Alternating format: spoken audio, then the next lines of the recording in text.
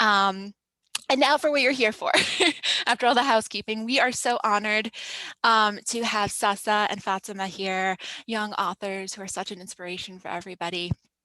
I am obsessed with their book, I Am the Night Sky and Other Reflections by Muslim American Youth, as you can see from my copious Post-its.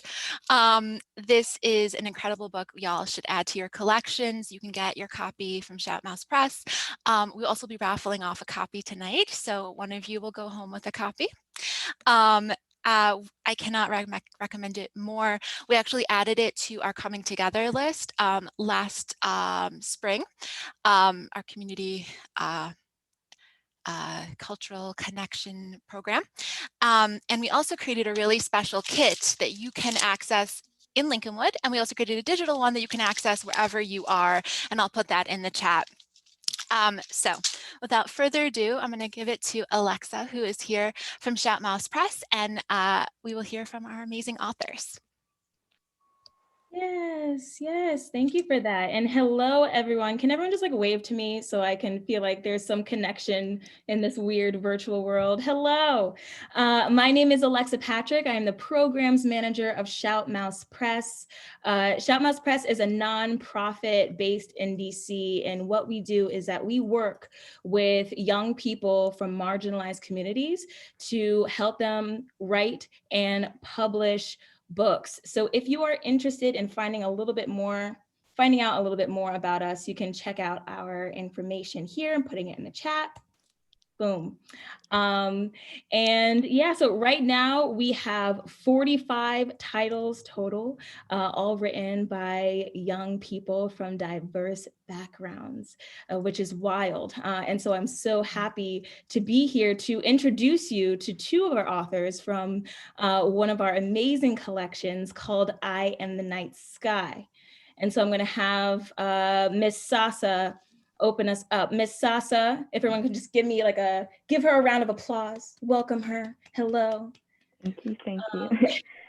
If you can just introduce yourself and maybe give a quick summary of I Am the Night Sky as well. Cool. So hello, everyone. It's great to be here, or to be virtually here. My name is Sasa. I am an artist and a writer and all kinds of things from Wheaton, Maryland. And so my pronouns are she, her. I'm 18. Wow, that happened 2 days ago. So I still regularly forget. And yeah, so I'm a freshman in college. And let's see, what is it that has brought me joy in this wild time? You know, this kind of things, connecting with people over Zoom, and being with, people who share my joy for reading and writing and creativity. So real quick, a summary of I'm the Night Sky. So this book, our collection, is a collection of artwork and writing and poetry and short stories and vignettes and kind of general reflections by a group of 10 Muslim American youth. So including me, my sister, Fatima, and a few other amazing creatives. And what we did in this book is that we all came together to tell our stories about being young and Muslim and American, and the struggles and the joys and the just myriad of words that can be associated with those parts of our identity. And this book is kind of like a hodgepodge of just what we were feeling and what we were thinking in the moments of writing it. And it's all unified by our collective drive and desire to not only represent ourselves and love ourselves, but also just tell our stories and let that be enough. Yeah. Beautiful. What a great, succinct, compact summary. I love it. And what about your contribution? Can you tell us a little bit about the pieces that you wrote? Yes. So I wrote a bunch of pieces because the story coaches didn't tell me to stop. And so all of them are in general just about my identity as a Black Muslim American, and how that relates to how I practice Islam. But the specific piece that I'm going to be sharing tonight is about prayer, because as most people know, but not everyone knows the details of, Muslims pray 5 times a day. And so I sat down and wrote a poem about all 5 of those prayers. And I'll be sharing part of it, not all of it, but part of it with you tonight. So I decided to tell this particular story because I think I was supposed to let Alexa say this part, but because I wanted to address this thing that's very important to us, like in our religion. It's very important, but it's also sometimes very difficult to grapple with when you're in, a high speed world and you have to stop and slow down from moment to moment. And sometimes it can be difficult. And at the time that I wrote this piece, I was actually having difficulty with it. And so I sat down and wrote about prayer. So this is my piece called "In the Name of God, the Beneficent, the Merciful." Fajr, the white thread of dawn. Cold water, cold air on cold cheeks reminds us prayer is better than sleep. Darkness and sweet dreams stepping into the light, eyelids heavy, dreams forgotten too soon to be prayer worthy. Golden light, a promise. Prayer rugs mimicking blankets, blankets forgetting our shape. Warmth retreats. Prayer is better than sleep. Fatihah reminds us of all we've been given. Here and alive, rubbing sleep from our eyes, here to watch the morning come. Dhuhr, the bright light of noon. Family, together, standing on prayer rugs that rival the finest creation, heads on turba, eyes seeing beyond what is known to us, holding hands, smiling eyes, singing in the spaces between ayah. Tell me this is not perfect union.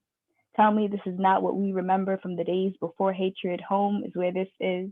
This resides in our home, tall and forever. A drumbeat to knock our hearts off tempo. Asr, the red disk of evening. Sun sings to accompany this recitation. This gemstone language from a holy source.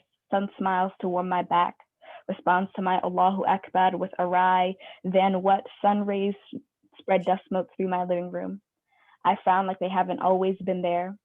Sun glints off of the sunshine of my dhikr beads, and I tell her, red has always been the color of worship. I tell her, La ilaha illallah, and sun says, yes, and there is no God who doesn't love you.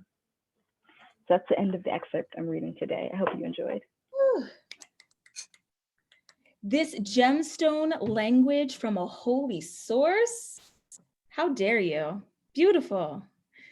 You know, when someone has a line that's just so good, you just get angry. Ugh, my gosh. All right, Alexa, get back on track.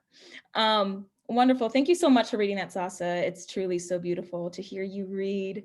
And so can you tell us maybe a little bit about what you were trying to say in these pieces and with this piece? Yes. So as I said before, I wrote this piece. This piece was written in the Oh, I just saw the happy birthdays. Thank you.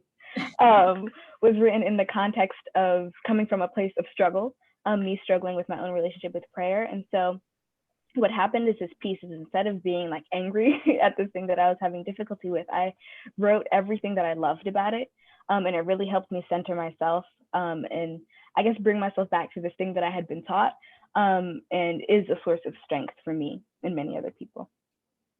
That's wonderful. Yeah, I was gonna say, because it's like, it's a tough subject to tackle, and so I'm curious about like that writing process. Like, how did you actually approach the page? What did that look like?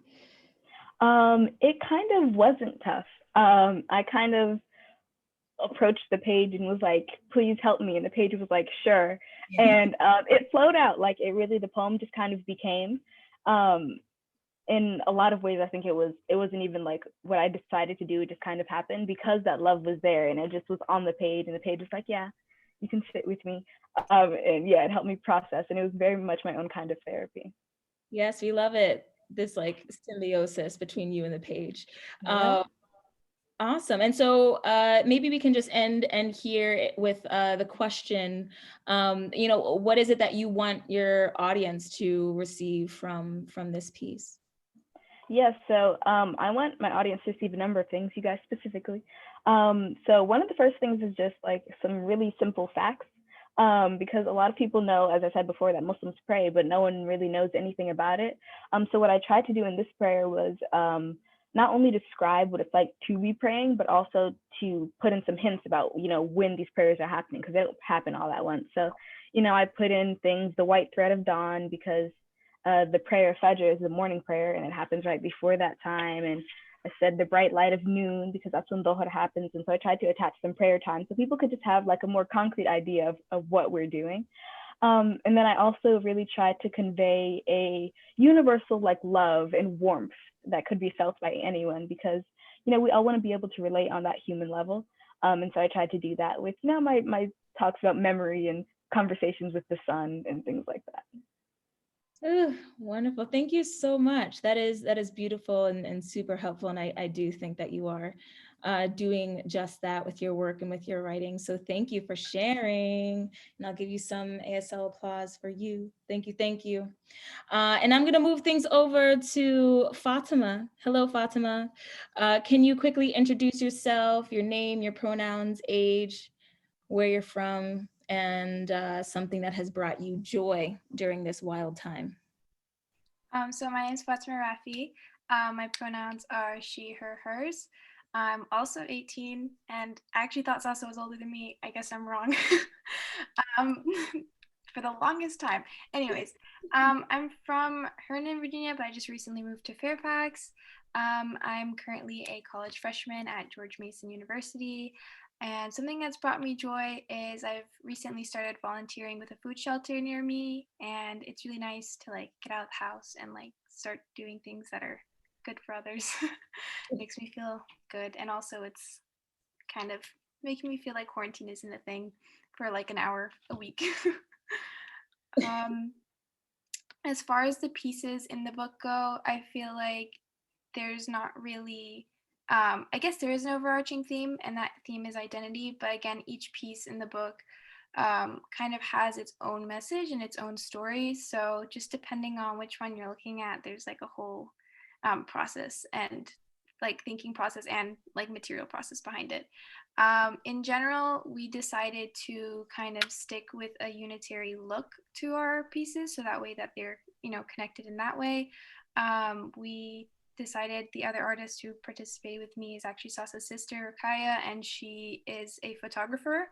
And I'm more of like a traditional artist. So we decided to kind of like combine those together and do collages. So we took photographs of some Muslim youth in our area, like some of our friends or people we met at events. And we did collages on these pieces, as you can see on the screen. And we tried to stick to, half collage and then half kind of just untouched photo. That way we could see the person that we photographed as well as the artwork that we made on top of that. And like the pieces are split differently. Each one is, split in half in a different way. But again, all of these are connected with the theme of identity and what it means to be a Muslim American youth. So for this specific piece, I really wanted to emphasize diversity.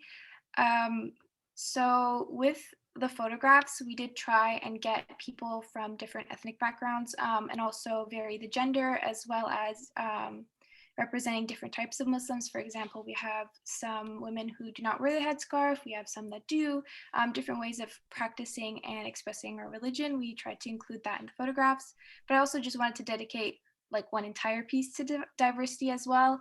I think it's a really important thing, especially because Islam is viewed as a race or an ethnicity, which in fact it's not. It's a religion, so it's just a way of life. So we have people from all over the world who practice it. And I think the stereotype tends to be that, Muslims are generally, from the Middle East. They're like, they speak Arabic. There's like all of these stereotypes, but, we have Muslims in China. We have Muslims in Russia. We have Muslims here in the US. We have them all around the world, all different types of people from all different walks of life. So I just wanted to emphasize that with this piece. And I found this quote and I thought it was really nice. So I put it in on the Can side you read over the quote for us, Fatima? Sorry? Can you read the quote for us, Fatima? Oh, the beauty of the world lies in the diversity of its people. And I think that also goes for Islam. I think the beauty of Islam lies in the diversity of its people as well. Beautiful. Let me go to the next one here.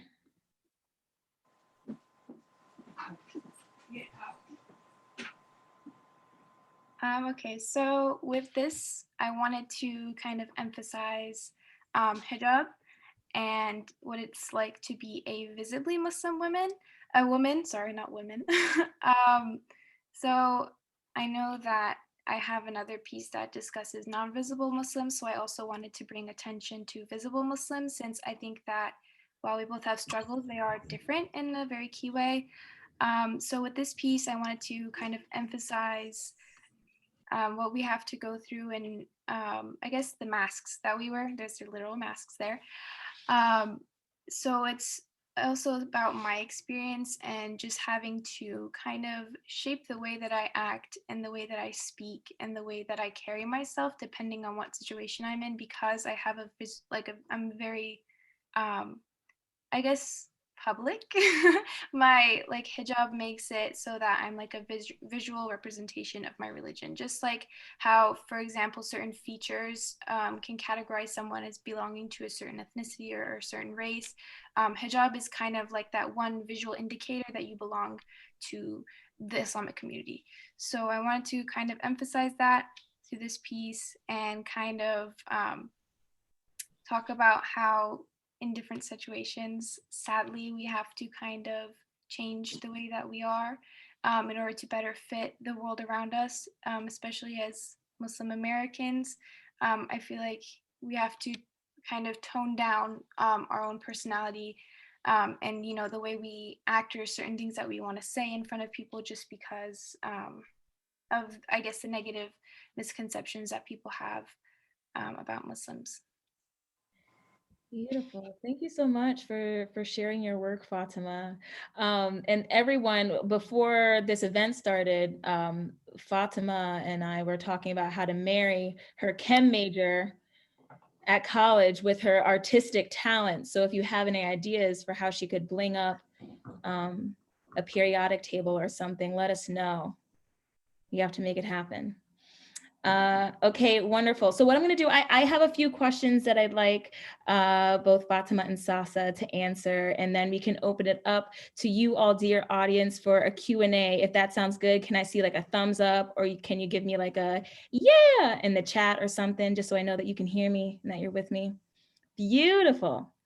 All right, so Sasa, Fatima, you ready for my questions?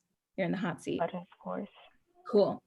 So I'm curious about what advice you would give young people who feel like their voices don't matter. I feel like so often young people are taught to either be quiet or told that their opinions don't matter, that they're not old enough to have opinions. You know, what kind of advice would you give to a young people who feels like their voices don't matter? Before I answer this question, I just want to apologize. I have a loud family, so if there's background noise, it's them. We have a 3-year-old. It's a whole thing. Anyway, so advice to a young person. So my advice is twofold. So the first piece of advice is believe in yourself, but that's not easy. And people say that all the time. And it's like, you can't just do that right away off the bat. Because sometimes you live in a world where people tell you aren't worth believing in. And so the thing that has to come just before that is to try. So when I was younger, I was really shy about sharing my work. But what I was able to do was find a space where I felt safe, even anonymously sometimes, sharing my work. And what happened was that the reaction I got was so overwhelmingly positive that I began to have faith in my own ability and continue to work. And a lot of us think that we have to start off perfect, but you do not. We do not. We never do. Like, no one does. But if you start, that's the big step. You can start, and then you can begin to develop yourself and gain that self-confidence through the positive feedback and the positive work that you're seeing for yourself. So, you know, positive feedback is always amazing, and having people tell you you're great is always amazing, but you do have to fully believe that in yourself to be able to continue to develop and put yourself out there and really get the opportunities you need. But yeah, when you're starting from the beginning, keep yourself safe and try in little bits and pieces, give yourself time, and you'll get there. Yeah, you'll get there. Thank you.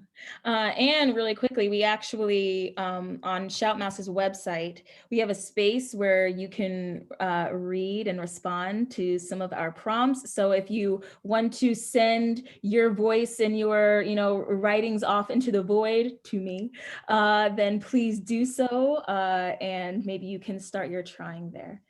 So thank you for that advice, Sasa. Fatima, same question for you. I would also like to apologize because I also have a really loud family. I just noticed as soon as Sasa said that, they started making noise. Anyways, so again, sorry. Um, but I think when it comes to getting over that fear of sharing, and that fear of kind of, I guess, getting over that barrier between you and sharing your story, I know that I didn't feel like I was qualified or that I had anything to share in the first place. And I think that I probably, because I've seen it in my friends as well, a lot of other people my age think that way. And, because we're young and we don't really have experience necessarily. Or even if you're older, I think this still applies. People tend to be very self deprecating and feel like they don't have the qualifications to do something. But I think that when it comes to stuff as personal as this, like if you've lived your life and you have an experience, then you are qualified to say stuff because everyone sees things from a different way. So even if, for example, there's someone out there who is like doing way more than you are, they have like such a more amazing story than you have, there's still benefit to you sharing what you have to say, because there might be someone who will connect with you on that. I know for sure that when I started kind of like thinking back through my experiences while I was doing the project, there was just so many things that I forgot about, or like they didn't come to mind immediately, when I was first applying to be a part of this program, that later when I like talked to the rest of the team members, or even when I went back home to my family, we like started talking about just like random experiences that I had that I just didn't think about. So again, I think that with the process, going through the process of like sharing it, like you will slowly become qualified and, be more confident in, thinking that you have importance and that you have a voice to share. Yeah, I love that. And I was just thinking that um, you also never know who you're going to reach and who needs to hear your individual story. I think now is also a really special moment just because it's like we're a dope small nonprofit in DC and we're doing this event for Lincolnwood, Illinois. And it's so amazing just to see all the different kinds of unique connections that we can make to just people out in the world and in different communities, which is wonderful. I'm also curious, this is more of a technical question, but I'm curious about the advice that you would give to a young person who is interested in either writing or interested in creating a collage or a mural or what have you. What steps can a young person take to practice their art and show their art?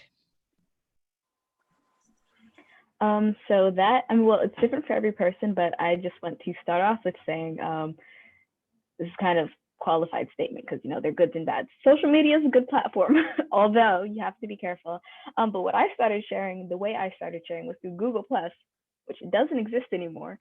But what I did was I posted a poem one day and people were like, "Oh my God, it's amazing." And I was like, "Oh, really? That's good to know." And that was a really good way to motivate me to continue writing. And so what I did to develop my work was write every day, write long poems, write short poems, write short stories, write journal entries, write every day, and write to ridiculous prompts. The other day I wrote about potato chips. It was really fun. Write to complex prompts, write to whatever you can think of, because practice makes perfect, which is annoying to hear, but it's true. And you will advance without you even noticing, and then you look back on something and be like, oh wow, I'm so much better than when I did that, and it's because you practice consistently. So do that. I love that. And then also, yeah, practice doesn't even have to look like the kind of practice or the boring practice that you might feel like you get in school. Practice could be like, what would a grocery list look like in the year 2052? And just expanding your imagination in some way. I just came up with that on the spot. I'm going to write that down. That sounds like fun. Okay. Fatima, what about you? First of all, I want to say I actually remember your Google Plus posts because I think I had you on my Google Plus. So it was funny that you brought it up. But anyways, to the question, I think for the art aspect of it, I feel like if you're like me, I don't know if you're like me, but if you are like me, you like to sketch and you like to do like little things for yourself and you don't really make any finished pieces because you're lazy. So I know that when I first started doing art, and for the people who know me and also for the people who don't, I've been doing art from like a really young age. So I just kind of did it for myself and I never really thought it would like go anywhere or like do anything until I applied for this. And then I was like, you know what? Like, I'm just going to submit whatever I have. And most of the things that I submitted were like stuff out of my sketchbook. So they weren't even like finished things. Um, but through this program, I was actually, and this project, I was able to finish pieces and like have things be completely like thought out and like planned for and, you know, making several drafts of something. And I'd never done that before. Um, Actually, that's a lie. I did do that one time, but it was for this one program that I got rejected from. So I had a bad experience with that. And it was like, I'm never doing that again until I did this. Um, but yeah, it's a really different process when you actually go through and like think about what you're doing. So I would suggest for people who are into like fine arts and, you know, like drawing and sketching and animation, anything like that, is to like start by finishing, like plan something out completely, put a meaning behind it or, you know, a message behind it and like see it through to the end. It really makes a difference. And it also makes it so that you have like a portfolio of work to show for if you want to like, you know, apply for anything. So on the technical side of it, it's very helpful. Then also on the like fun side of it, it's also a good experience. I love that. I love that. Yes, a portfolio. Yes, very distinguished. I'm also very curious. So, is there anyone out in the audience who considers themselves a writer or an audience? If you have your camera on, you can just wave your hand. And then if you don't, you can always let me know in the chat. Does anyone identify as a writer or an artist? Anyone? Hands raised? Okay, I see some hands. You can also let me know in the chat if you're like, I'm shy, I don't want to raise my hand. Yes, we have folks saying in the chat that they love to write and draw. You have an artist, Erica, writer, beautiful. Wonderful. So I hope that you all can take these gems of advice that Sasa and Fatima are handing to you. So in general, Sasa and Fatima, like what did you want your audience to receive from this book overall? What were you hoping to get? For me, specifically, and then I also want to talk about like the general vibe as we were writing. So for me specifically, what I really wanted to do was to share my story and to tell my story. Because I spent a lot of time before this project, spent a lot of time feeling very gagged, very like muted, suffocated by just general society and media. And I felt as if my story, my authentic story as a young Black Muslim American was not wanted. People didn't want me to tell it because this singular narrative of extreme Muslims and all the kind of stereotypes that are associated with us and our religion, this was being pushed so hard that I felt as if I didn't have any room to speak around it. Very monolithic portrayals, very inaccurate portrayals of our people. And so what I wanted to do was share my story as a Muslim and then share my story as a Black American. Because again, in the Muslim community, there is also this narrative of Muslims are from the Middle East. And it's like, no, that's not the case. And so I wanted to tell my story about how being descended from American slavery and being a Muslim interacts and how that interacts and how they aren't contradictory in any way. So that's one thing that I really tried hard to talk about in a lot of my writing. I have one piece that's just specifically about my family and how I grew up, and it was basically to tell that story. And then that for me was also a way, and again for all of us in the book, was also a way to combat negative stereotypes that are said about us in the media, because as a consensus, like as we were writing this book, all of us just felt like we wanted to combat the things we had been hearing. And the way we decided to do it was to simply tell our own story. And that's what we all did. And that's how it came through. And that's how we thought we could make our impact. And so it was look at us, this is who we are, and being us is an act of rebellion, and so we'll rebel. And yeah, so that's what that was. Beautiful. I love how you were touching on like intersectionality and all the different identities that we hold, and also the artistic ways to rebel. I am here for it. Fatima, what about you? So with this project, I know one of the main goals was to like reach the Muslim community and kind of create like something that Muslim youth could like relate to. And while I definitely want people to be able to do that, I was also thinking, like especially recently, that I really want this book to reach non-Muslims, because I feel like, again, you know, even past the stereotypes, I feel like there's just not much known about our religion, like at all. Besides the fact that women wear hijab, I feel like that's the only thing people know about us. Even in like, I went to public school my whole life, even, you know, in our world history classes and, you know, places where we were supposed to learn about world religions, we touched on Islam like very briefly, and we would talk mainly about, you know, Christianity or things that were more Eurocentric. So I think that I really want this to reach a like non-Muslim audience, so that, you know, people can become educated and know a little bit more about our experiences and, you know, some of our practices as well. I know this especially because I had some of my teachers read through the book, and they came to me afterwards and they were like, wow, I didn't know like about this and this. And I was like, yeah, like that happens. Or like, yeah, we do that.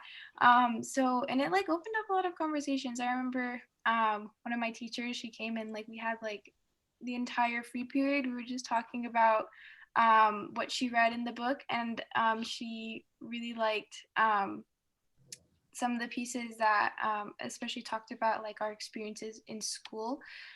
So I was just talking about her with that, you know, since we were in school, like she was like, do you experience this here? And I was like, yeah, there's this, like all these things that are happening. So I think it's really cool to be able to share that with both the Muslim and the non-Muslim community, just so we can, you know, both dispel misconceptions and to also educate, and then also create communication between the two groups, because I feel like we're very isolated. And, you know, as Muslims, I think we're also guilty of this. It's not like a one-way thing. We tend to huddle up and keep to ourselves. I think it's time that we kind of start branching out and, you know, increasing communication between both sides. Wonderful. Thank you so much for that. So I have one more question, but I'm going to pose a question to the audience first, the young people in the audience. I am curious about what grades you're in. Can you let me know in the chat what grades you're in school?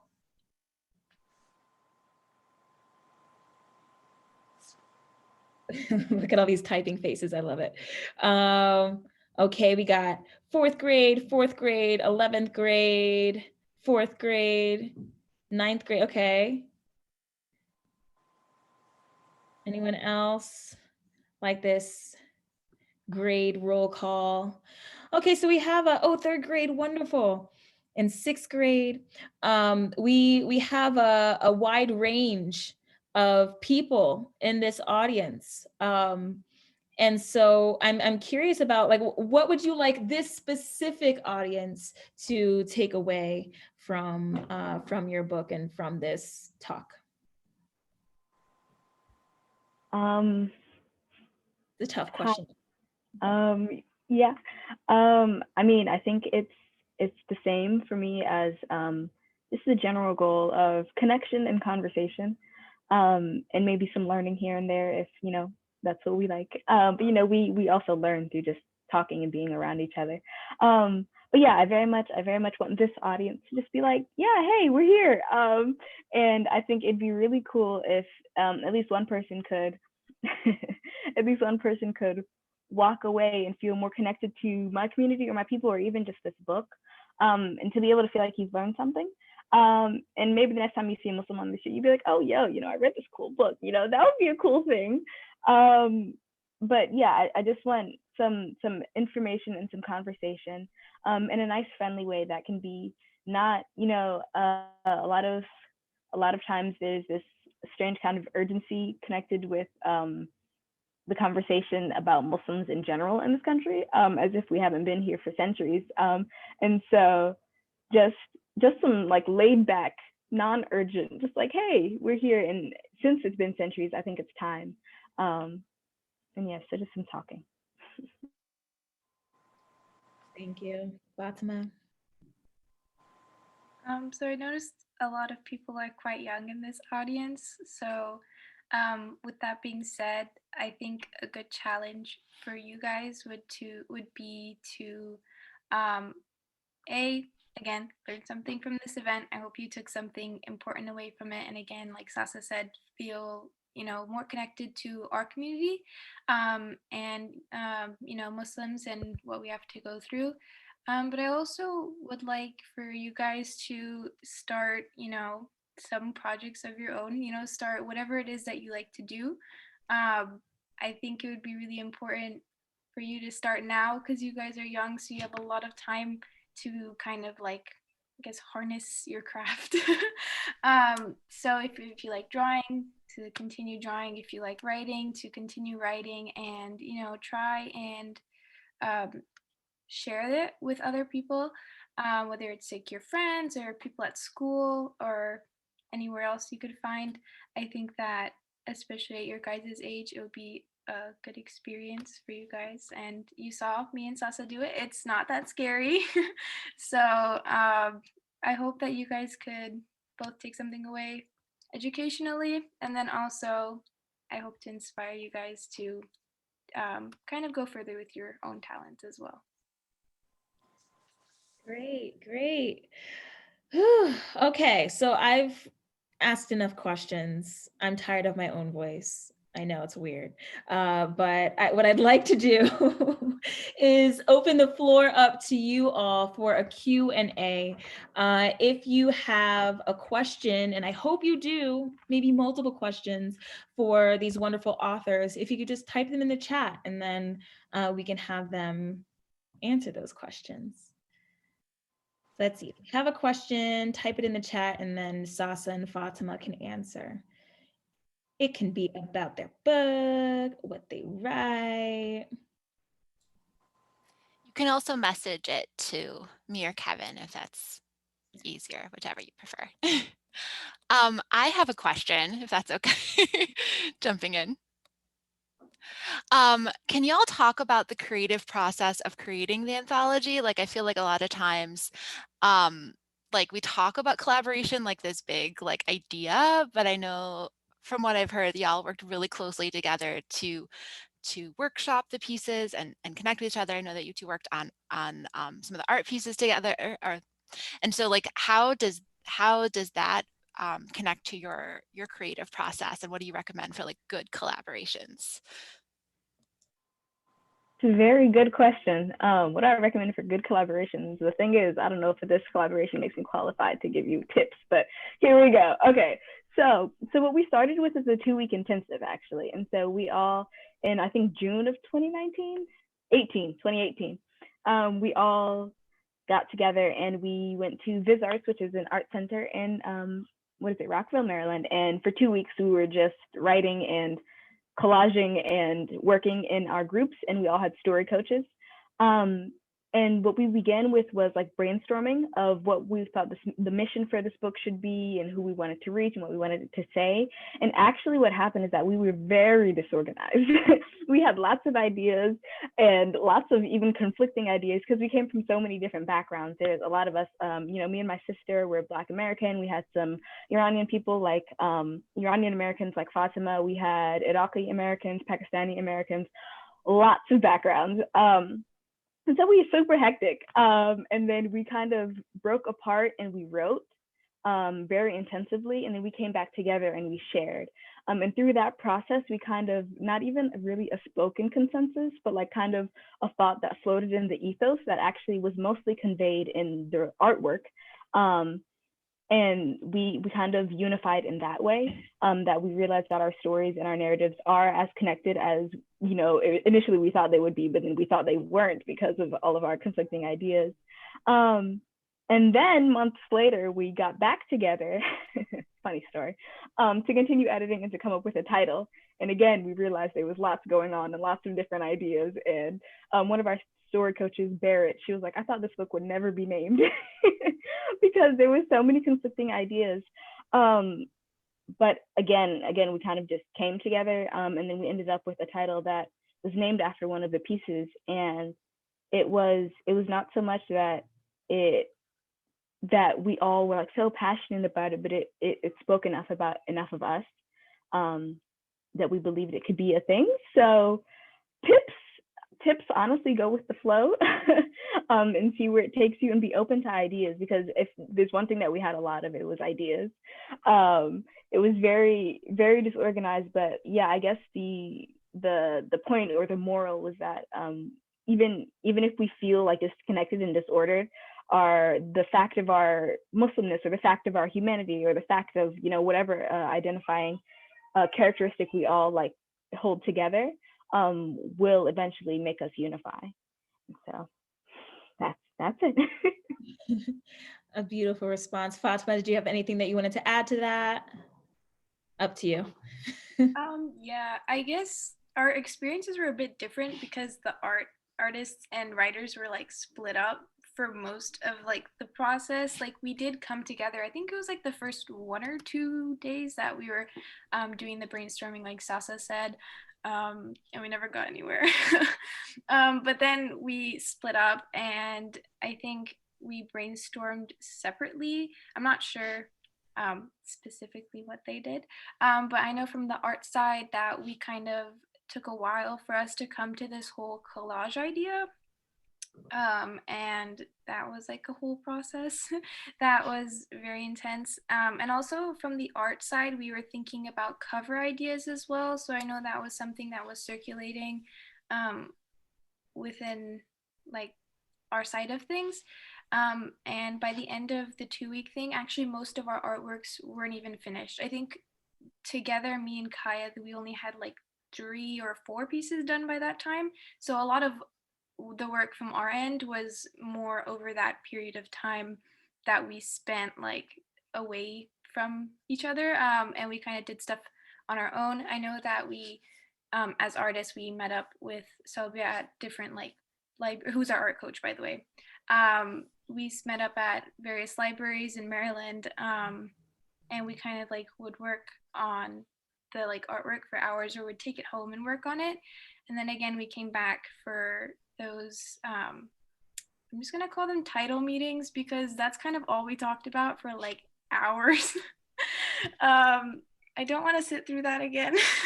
But thinking back on it, it was like a lot of good conversation. And again, we also talked about cover design as well, which I think was really interesting, because like we were gonna have it be like one of our artworks, but then we decided later on to have it done by somebody outside of the project. So, and I think it actually worked out well, because I think it was like a good way to tie in everything together.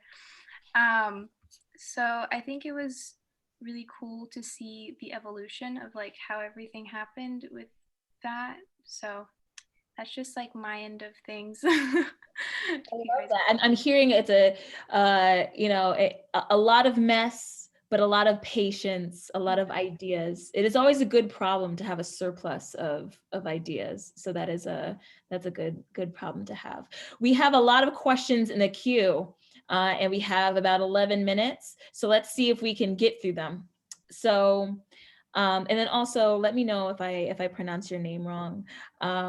But we have first a question from Malika, who asks Sasa how old you were when you started writing.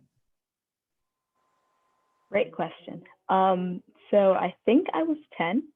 I believe I was journaling from like a young age as something that my mom had me do for school.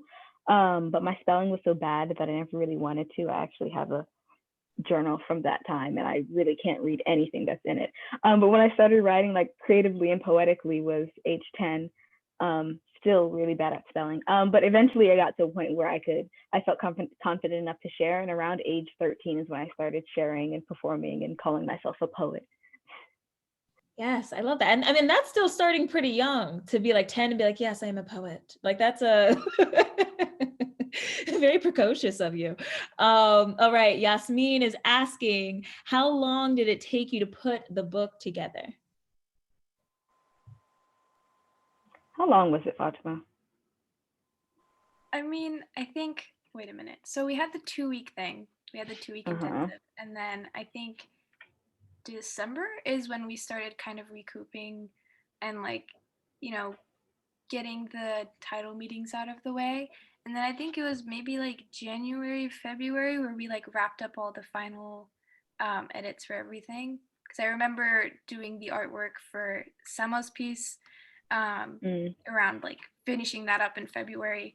So I think we probably took like pretty much a year, I would say. Like maybe yeah, I think something like that. We started in 2018 and published in 2019. So which is like a year. Not at all. That's yeah, turnaround time for the publishing industry was not super long. Could have been 2 or 3 years. Great. And so Sai is asking, oh, this is one of my favorite questions ever to ask people. Did you have any inspirational teachers or other mentors as you were beginning your creative journey? Great question.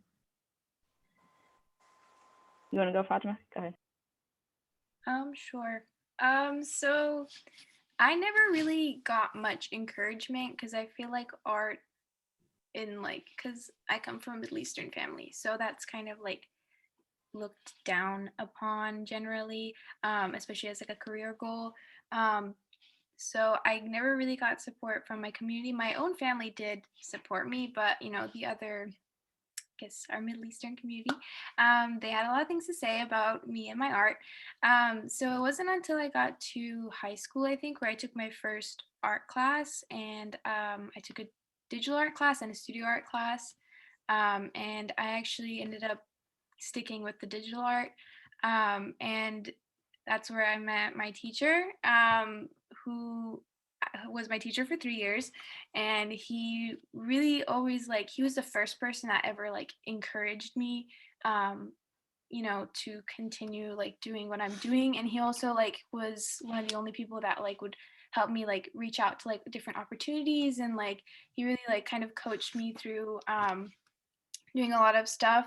And through him, I actually started kind of getting more into graphic design, and kind of gearing my art towards something that I can, I guess, use in different ways, and, for different occasions. So I know for a lot of my student organizations I'm in now for college, I've used a lot of what he's taught me for graphic design work and stuff as well.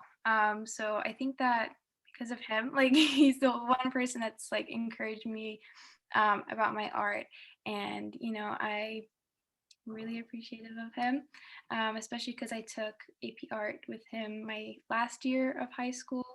So he really helped me with creating finished pieces and really getting my art out to different things. He always inspired, kind of pushed me to apply for the student magazine, or to email this one person and reach out for opportunities. So I'm really glad that I got to have him as my teacher.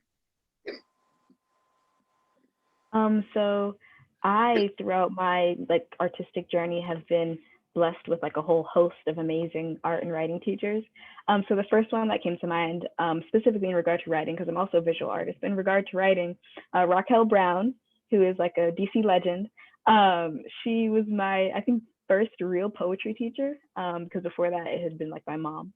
Although my mom is amazing, Raquel is an amazing writer, an amazing artist. And she would do this thing where we would get together in class and we would write to these prompts. And she did a lot to really push me and my classmates to write to things that we thought would be difficult. And then she encouraged us to share, and she's just facilitated such a warm and welcoming environment that I've never seen anyone go into her class and say they don't want to share. even the new people will share, because she was that good of a teacher. She is that good of a teacher. And so we would all share, and then she would go and she would like blow us out of the water with her amazing writing. And I'd be like, I'll never write again. But it also really inspired me. And so she, like, I credit her with the whole beginning of my writing and creating. Actually, I met her through another DC-based organization called Words, Beats, and Life. And honestly, as a whole, I credit them with the beginning of my true creative journey. Another really cool art teacher that I had through Words, Beats, and Life was Assad Walker. He is a graffiti artist based in DC, and he's another person who also really encouraged me in my creativity. And no one asked this, but I feel obligated to say this. My writing, I guess, heroes are Langston Hughes and Dr. Seuss. So that's also another thing I aspire to. I love the overlap. Like, I'm trying to picture like what like a Langston Hughes / Dr. Seuss poem would look like. I'm trying to be that so hard. Like the day I write it, I'll send it to you. Yes, I do. Like, what is that? Beautiful. Thank you so much. And shout out to the teachers out in the world who push us and challenge us, sometimes in the way that's also maybe a little bit annoying, but it also pushes us to grow too. It's like annoying in the way they're just like, oh, I know they're right. Oh gosh. So wonderful. Thank you for bringing those mentors into this space. And I hope that you feel like in your work, you continue to honor them as well. All right, it is 7:56. What I'd like to do is this, and then maybe we have one more time, we have time for one more question. There we go. That's how a sentence works. What I'd like to do is really quickly just post in the chat a few opportunities, a few ways to stay connected with us at Shoutmouse Press.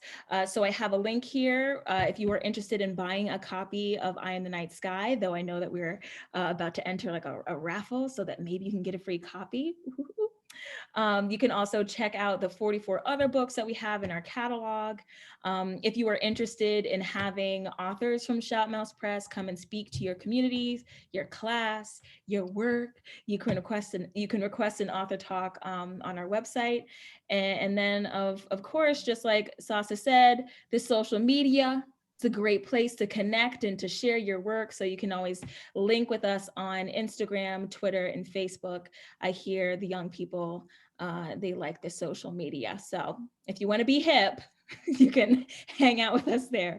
Wonderful. So I think we have time for maybe one more question. Does anyone want to ask one last question? I received a question that maybe is a good sort of concluding kind of question. Jaya was asking about the title of the book, and I posted an essay, Sasa, that you wrote about that, but maybe you all can talk a little bit about that. I know we touched upon it a little bit, but they were curious about the process of the title. Yes, Sasa, since it's from... Exactly. The title was a lot. So coming up with it was kind of an insane process because we had so many different ideas. One thing that a lot of the writers wanted to stress was that, you know, we're regular people because a lot of times people don't picture Muslims as regular people, but we wanted to find a way to say that without being too on the nose. And it was super complicated. Like, you don't quite understand how many how many ideas and thoughts and arguments we actually had. But in the end, we named it after one of the pieces that I wrote. And the sentiment in my piece specifically was, actually, should I read it? Was that I am the night sky, as in I relate to this thing that is here and is present and is constant always. And so through naming the book that, we also wanted to talk about how many things the night sky contains and how many things the word Muslim contains and how that is similar between us. The sky is layered and it's full of stars and it changes colors. And so do we. And we just want to talk about how it encompasses everything, and so can this identity. And that's kind of how we all became convinced to use it. but the piece specifically addresses it. I address it specifically from a place of being a dark-skinned or brown-skinned person, being a Black person and relating to the night sky. And the line in the poem, it says, "For I too am the night sky," and that became the title. So it was very convoluted, but in the end, it came to mean we are everything, or at least we can be. Beautiful. What a great landing place for this talk.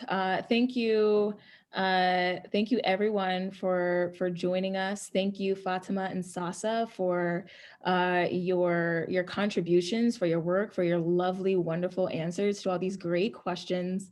I can't believe that my job is getting to listen to like dope young people talk about dope things. So thank you. And then thank you, Lincolnwood Library, for having us. Oh my goodness, y'all. Can we give them all like a round of applause? Like, I'm just in awe of y'all and so inspired and want to just go write and make some art, which I think is the point, right? Yeah, thank you all so much for being here. Yeah, thanks everybody putting things in the chat. I really appreciate that. I will do the raffle after the program, so I will contact you because I want to give it all my thought and make sure I do it right. Again, you can always find a copy. You can find a copy of I'm the Night Sky in our library, but you can also request it for your library. Invite them to your schools and libraries and communities. And let's keep supporting awesome indie publishers like Shout Mouse and awesome young people like Fatima and Sasa. Thank you. Thank you all so much. Final thoughts we want to be. Thank you for having us. It's super fun. Have a good night, everyone. Good night. Thank you. Sleep well. Bye. Bye. Thank you. Thanks, Brad. Bye.